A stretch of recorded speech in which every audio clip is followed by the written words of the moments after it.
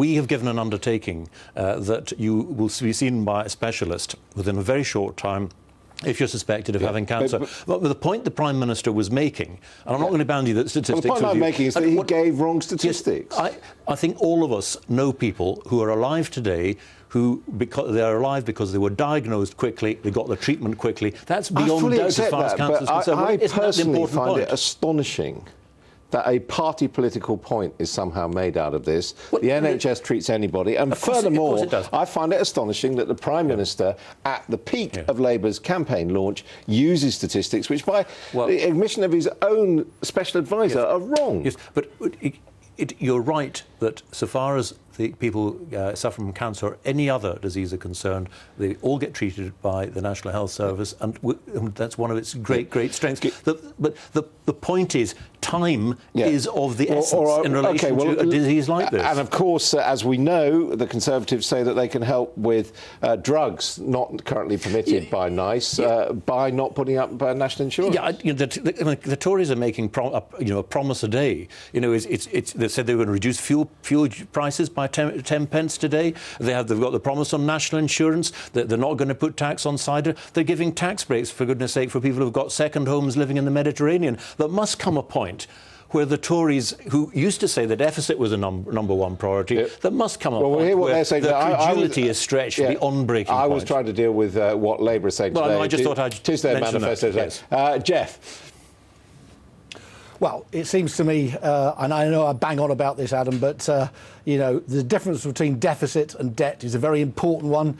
I understand why the ordinary public out there, they don't always get it. But, Chancellor, you're still there. I was slightly bothered by your manifesto today, the so-called Cadbury law. You're going to make it more difficult for overseas companies to buy British companies. Having seen the ports, the airports, the energy companies and the water companies all be sold off to foreigners, it's too late. The horse has bolted.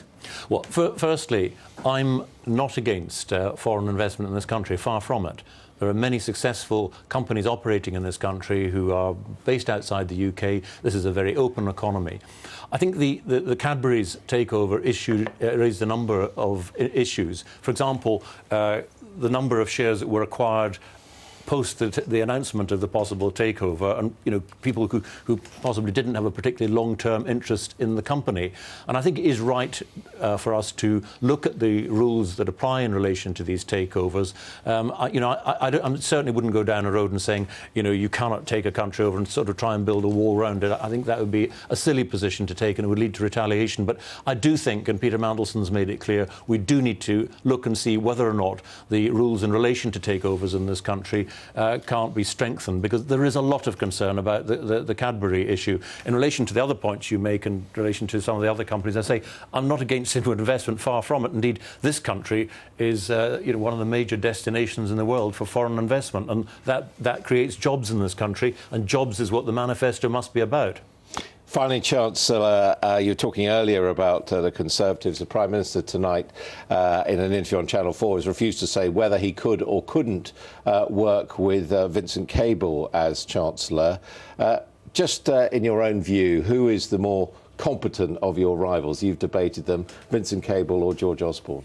Well, it's not a question of competence. I think it's a question of judgment, and George Osborne's judgment from right from the start, from the banking rescue to the measures to support the economy to what we should do now, I think is just plain wrong. So your vote goes to Vince Cable? Well, Vince Cable, I'm sure there's a number of things that we might see eye to eye on, but I think the Prime Minister and myself, share a number of things in common. One of them is we're making our case to the people of this country because we believe that the Labour government is best placed to secure our recovery and secure jobs as well as decent public services in the future.